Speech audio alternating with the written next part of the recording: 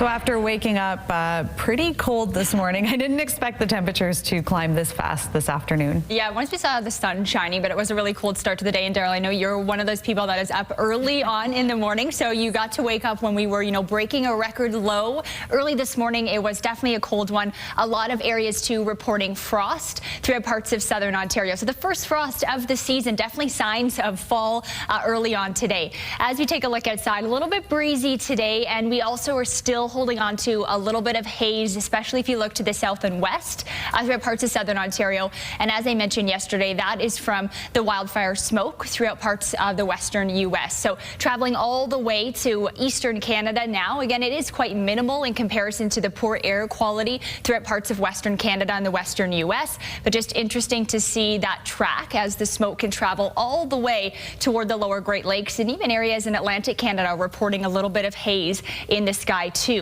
Now, our jet stream is quite strong, so that's helping to push some of that smoke a bit further east. The next couple of days, you still could see that too. We've got high pressure in place, so if it wasn't for the haze, you'd be seeing clear blue skies and actually lots of sunshine.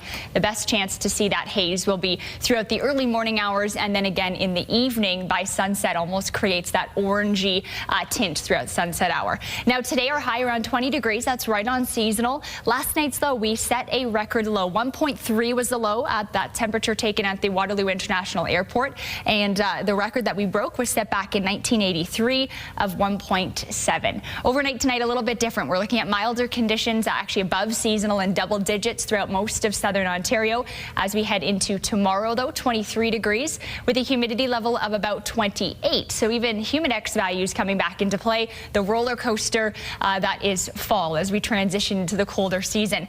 High pressure in place. Next system, though, impacting parts of northeastern Ontario today. That warm front helps to warm our values up Wednesday. The draping cold front, though, it'll make our temperatures plummet by Thursday, Friday. Also create some gusty conditions, slight chance of a shower too. So timing this out Wednesday, lots of sunshine to start off the day. Increased cloud cover through around dinner hour. Areas toward the shores of Georgian Bay and Lake Huron getting into some rain activity. As that front moves south, it loses a lot of its moisture. So areas south of the 401 likely won't even see any rain at all, just perhaps a little bit of cloud cover. And for Kitchener-Waterloo, the chance of seeing some showers rolls into about 10 p.m. or so Wednesday night. But there's the temperature fluctuation. So back down to 17 degrees for Thursday afternoon, a low of 1.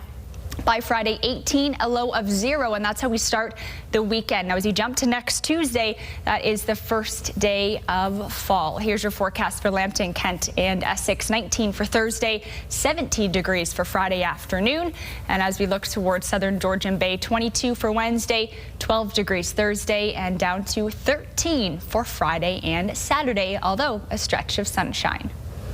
All right, turning to today's Weather Watcher photo, Don captured this one along the shores of the Grand River in Cambridge, and he says it's 2 bucks and a doe. A beautiful photo, though, of the reflection there on the water. Stunning image. Thank you for sharing that one with us, Don. You are today's Weather Watcher. That is a great photo, and lots of wildlife spottings around the region lately. Some of them we don't know if they're verified yet, but those deer, obviously. Yeah, nice to see deer, maybe not some of the other ones. All right, thanks so much, Shannon. No problem. And it's time now to recap the top stories we're following today. Regional Council continues to look at extending the mandatory mask bylaw to May 31st. This hour they're meeting. The current bylaws make masks mandatory in all indoor public spaces and on public transit. Council will